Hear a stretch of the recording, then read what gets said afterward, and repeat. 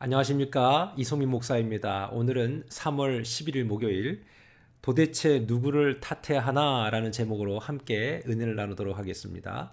먼저 말씀 읽겠습니다. 오늘의 말씀은 창세기 9장 18절에서 25절까지의 말씀입니다.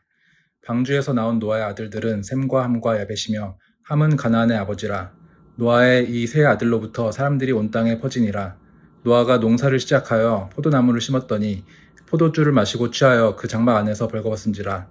가나안의 아버지 함이 그의 아버지의 하체를 보고 밖으로 나가서 그의 두 형제에게 알림해 셈과 야벳이 옷을 가져다가 자기들의 어깨에 메고 뒷걸음쳐 들어가서 그들의 아버지의 하체를 덮었으며 그들이 얼굴을 돌이키고 그들의 아버지의 하체를 보지 아니하였더라. 노아가 술이 깨어 그의 작은 아들이 자기에게 행한 일을 알고 이에 이르되 가나안은 저주를 받아 그의 형제의 종들의 종이 되기를 원하노라 하고. 아멘. 오늘 18절은 이렇게 시작합니다. 방주에서 나온 노아와 아들들은 셈, 함, 야벳이다 라고 말이죠. 새로운 인류가 시작되고 이제 8명이 새로운 역사를 또한 시작합니다. 그 8명으로부터 이제 많은 인류가 또 계속해서 확장되어져 온 것이죠.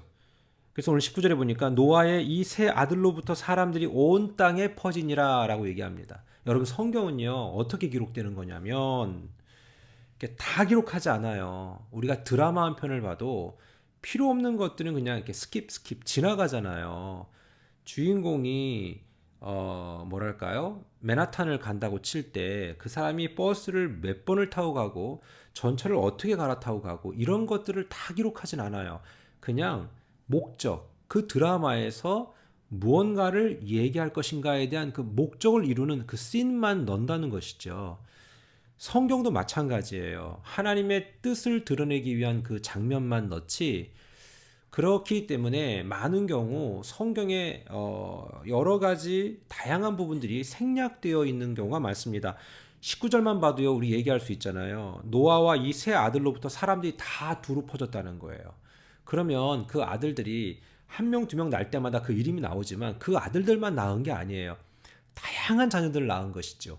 근데 그 가운데서 몇몇의 이름을 얘기하는 것은 그 이름들이 가지는 그 역사적인 이유가 있기 때문에 그런 거예요. 자, 여러분, 방주에서 나온 그 8명의 가족들이 결국 지금의 우리 모든 인류를 시작한 바로 시조가 됩니다. 자, 그런데 보세요. 과연 이렇게 수십억의 인구가 지금까지 그때로부터 역추적 조사할 때에 연대적으로 볼 때 이게 가능한가? 여러분, 과학자와 인류학자들은요, 충분히 이 점에 대해서 긍정적인 생각을 합니다. 동의를 하는 것이죠. 그 당시 8명의 인구 가지고 지금 그 성경에 나오는 연대기를 계속 미루어 짐작할 때 지금의 인구는 충분히 나오고도 남습니다. 인간의 생산적인 능력은 대단하거든요. 그런데 어느 날 노아가 큰 실수를 범하게 됩니다. 노아가 농사를 시작해서 포도나무를 심었다라고 얘기하는 걸 볼 때 노아의 주로 하는 일들은 바로 포도나무를 심고 경작하는 그러한 농부였던 것 같습니다. 인류의 시작과 함께 다양한 직업군이 발생했어요. 실제로 뭐 철을 만드는 직업군, 그 다음에 동물을 기르는 직업군. 나중에 창세기에 계속 나옵니다. 자, 그런데 어느 날 노아는 21절에 포도주를 마시고 취해서 바로 벌거벗은 채로 누워 있습니다. 하나님이 노아에게 은혜를 주었어요. 그리고 노아는 은혜 받은 사람으로서 잘 살았습니다. 근데 여전히 노아도 어찌할 수 없는 죄인이다. 포도주를 마시고 자기의 바지를 다 벗고 하체를 드러내고 그냥 널브러져 있는 그런 인간에 불과했다라는 것이죠. 여러분, 사람은 누구나 다 죄인입니다. 노아가 죄인이 아니기 때문에 하나님이 그를 구원해낸 것이 아닙니다. 저도 여러분도 우리 모두가 다 죄인이에요. 그래서 로마서에는 의인은 없나니 하나도 없다라고 얘기했어요. 노아도 그래서 늘 항상 하나님께 순종하는 마음과 함께 반대로 이렇게 널브러지고 풀어지는 모습도 보였다라는 것이죠. 자, 그런데 문제는 이 행동 하나 때문에 엄청난 결과를 갖고 오게 된다는 것입니다. 엄청난 결과가 나타나게 되는데 뭐냐면 이 모습을 바로 함이 봅니다. 셈, 함, 야벳 중에서 함이 봐요. 자, 그런데 다른 자녀들은 아버지의 이 수치스러운 모습을 좀 감춰주고 싶었는데 유독 함만큼은 그것을 떠들어댑니다.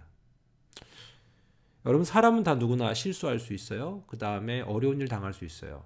우리 그럴 때 그런 수치스러운 일들을 보듬어주고 보호해주고 막아주고 할 수 있는 것이 그리스도 안의 미덕이거든요.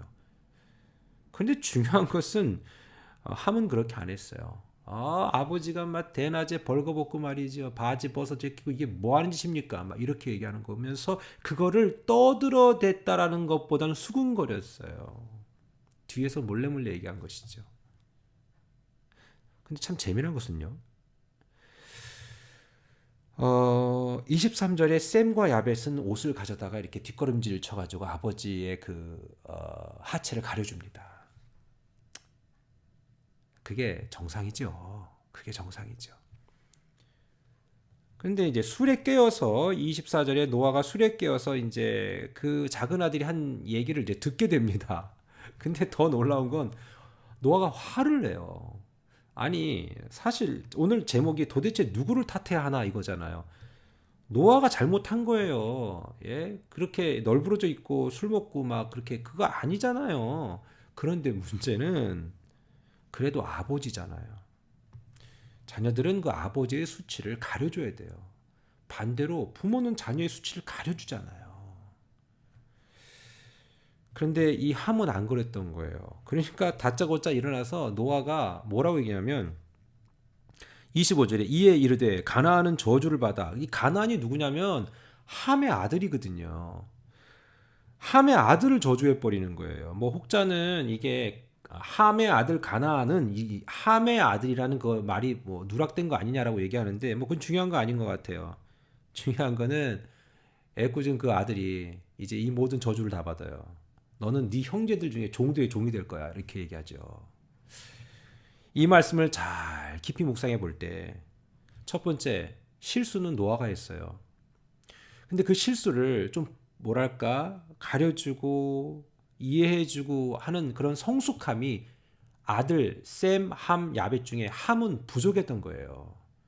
근데 그 아버지가 일어나서 한다는 말이 함의 아들을 저주했다.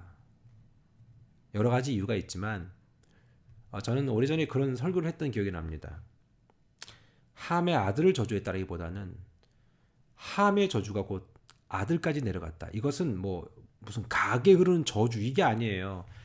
함의 그런 수치스러운 행동, 누군가의 어려움과 힘든 것들을 이렇게 보듬어주고 감싸주고 가려주는 그런 모습이 안 되는 그 함의 삶의 패턴이 아들 가나안한테도 계속 전승이 되지 않았을까. 그러니까 유전적으로 그런 결함을 갖고 있는 것도 있겠지만 더 큰 거는 그 아버지의 삶의 패턴, 그 모습을 보고 자란 가나안은 그 아버지랑 별반 다를 게 없지 않았을까. 그러니 가족들로부터 그 형제들로부터도 그런 좋지 않은 비난을 받지 않았을까라는 생각을 해봅니다. 자, 여러분 오늘 말씀을 마치면서 이런 생각을 해요. 노아가 실수했어요. 노아가 실수했어요.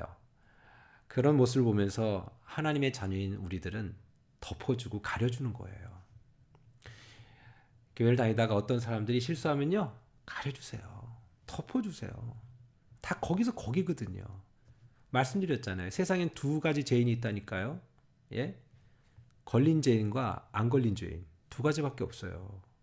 그렇다면 바로 함은 그런 모습을 보이면 안 되는 거였죠. 그랬기 때문에 그런 함의 삶의 패턴이 아들 가나안까지 계속해서 전승되는 그게 바로 저주다라는 것이죠. 여러분, 누구를 탓해야 할까요? 노아를 탓해야 할까요? 그 아들 함을 탓해야 할까요? 모두가 다 하나님 안에서는 다 죄인입니다. 우리 모두가 다 죄인입니다. 허물을 덮어주고 감싸주는 그런 멋진 인생이 되었으면 좋겠습니다.